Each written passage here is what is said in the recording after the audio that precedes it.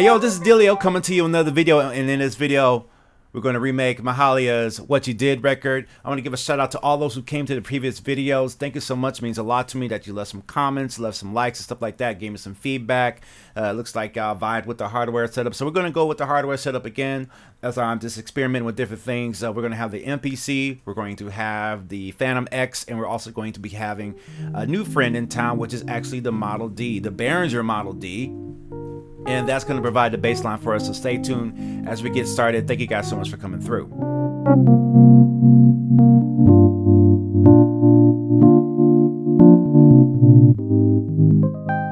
Alright, let's go right into it. So we know that the song is in the key of C, or I'm telling you the song is in the key of C, C minor, and this is a pretty easy key to play. It's one of my favorite keys because I know how to play in it very well.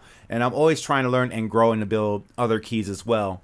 But this is a C minor song, and it's pretty laid back, and I think the tempo is about 125. I'm looking on the MPC right now, 125 beats per minute. And what I'm actually using is the built-in electric piano generator that's generated live inside the box.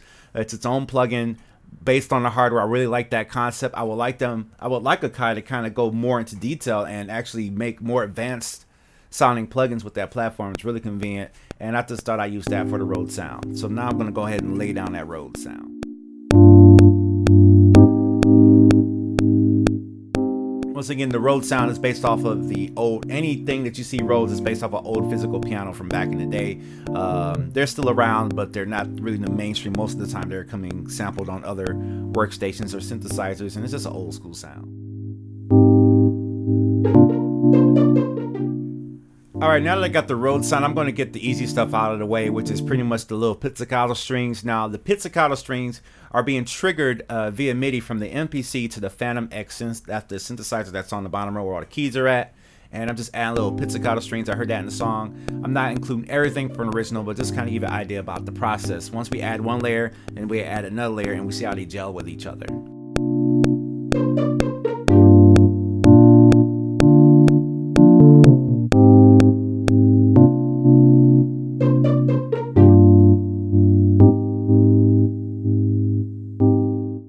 Those layers are on the way, so we got different layers that we're having play together, and now it gets to one of my more favorite parts, which is the bass line. I love to play bass lines. I like to synthesize them. I like to play them and compose with them. And so in this system right here, I'm trying to do it with just hardware. So I'm actually calling up an old buddy of mine, the Behringer Model D, which is based off of the Moog Model D. And from the heard in the song, I kind of heard like a synthetic bass sound. I don't know if it came from a plugin or it came from hardware. I just think it sounds a little bit better from the hardware, and obviously plugins are getting so advanced that you can't tell, but I still like to kind of have an excuse to bring it out, plug it in, media it up, and see what I can do with it.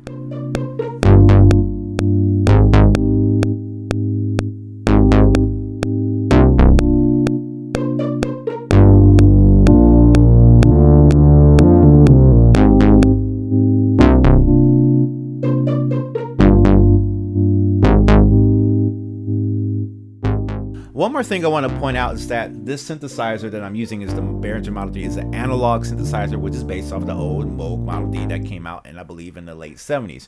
Of course, someone in the comments can let me know if I'm right or wrong on that.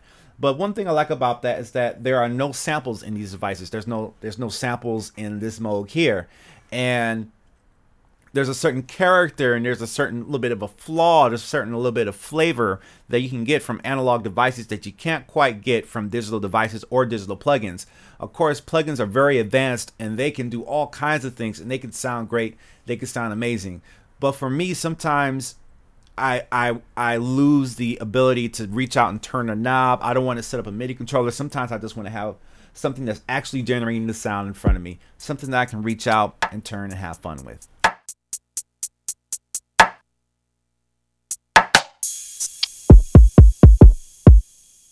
Alright, now that I got the bass line down, I'm going to add the drum sounds. These are just typical trap sounds, so you can pretty much find online anywhere. There's a lot of libraries out there, and you just add those in and just create a simple pattern. Now, I didn't really do too much to copy the original pattern because this is just showing how you can add layers and just showing you the process of how to make a track, popular, well-known track. So just a little bit of hi-hat, a little kick drum, a little rim shot, a little cymbal in there.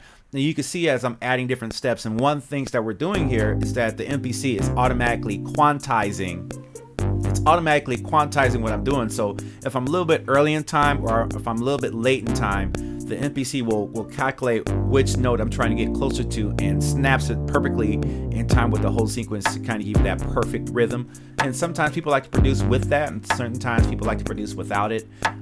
It just depends on what you're in the mood for at the time.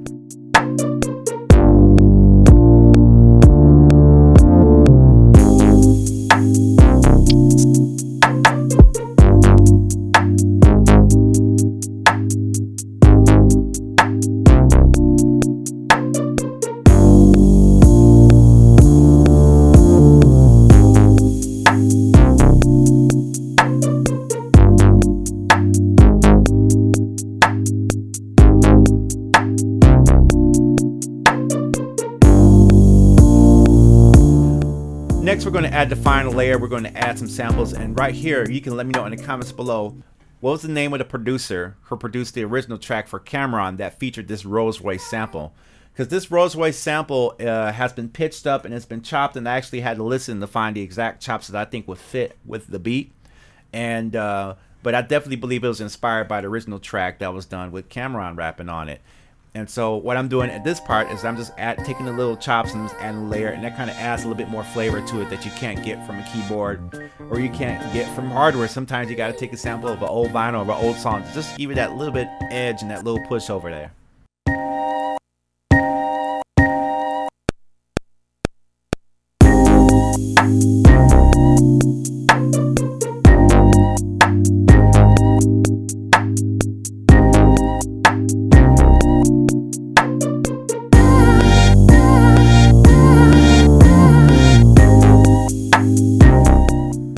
In review, we started off with some keys and we started a little bit of a bass line coming from the Moog Model D. We got some drum sounds being triggered in real time for the MPC Live. We got the Rolls Royce samples that have been chopped up and flipped up in the MPC. And we got a little bit of pizzicato strings from the Phantom X6 and a Rhodes sound, which is generated in real time from the Akai MPC Live, the plugin that comes built in.